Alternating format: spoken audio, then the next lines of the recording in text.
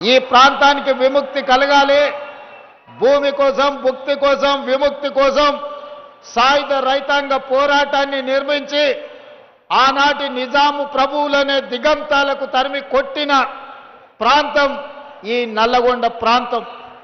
ఈ ప్రాంతం గురించి చర్చించాలి అంటే ఓ రావి నారాయణ రెడ్డిని, ఓ ఆరుట్ల కమలాదేవిని, ఓ మల్లు స్వరాజ్యంను, భీమిరెడ్డి నరసింహారెడ్డిని, ఒక ధర్మ భిక్షంను, ఒక దొడ్డి కొమరయ్యను తలుచుకోకుండా ఈ నల్లగొండ జిల్లా చరిత్ర అసంపూర్తిగానే ఉంటుంది అని మనం అనుకోవచ్చు.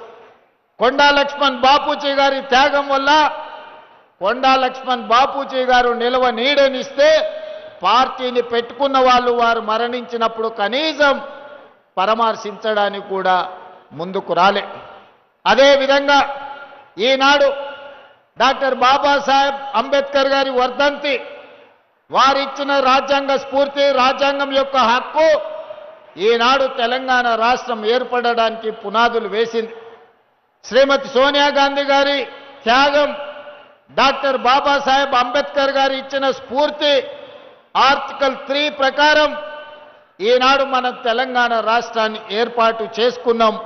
వాళ్ళందరి స్ఫూర్తితోనే, శ్రీమతి సోనియా గాంధీ గారి ఆశీర్వాదంతో, డాక్టర్ బాబాసాహెబ్ అంబేద్కర్ గారి స్ఫూర్తితో ఈనాడు ప్రజాపాలన, ఇందిరమ్మ రాజ్యంలో మనం సంక్షేమము, అభివృద్ధిని రెండు కళ్ళలాగా భావించి ఈనాడు ముందుకు వెళ్తున్నాం.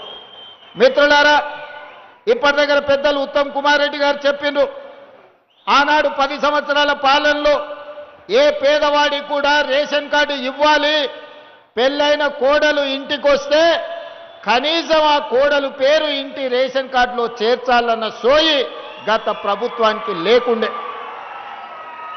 తల్లిగారింటి నుంచి అత్తగారింటికి వచ్చినప్పుడు భూమి లేకపోయినా, ఇల్లు లేకపోయినా ఆ పేదవాళ్లకు, ముఖ్యంగా గిరిజన ఆడబిడ్డలకు రేషన్ కార్డులో పేరుంటే ఆ కుటుంబ సభ్యురాలు అయినట్టుగా గుర్తింపు ఉండేది. కానీ ఆనాటి ప్రభుత్వం 10 సంవత్సరాలు ప్రజలు చెప్పులు అరిగేలా తిరిగినా పేదలకు రేషన్ కార్డు ఇవ్వాలన్న ఆలోచన చేయలేదు.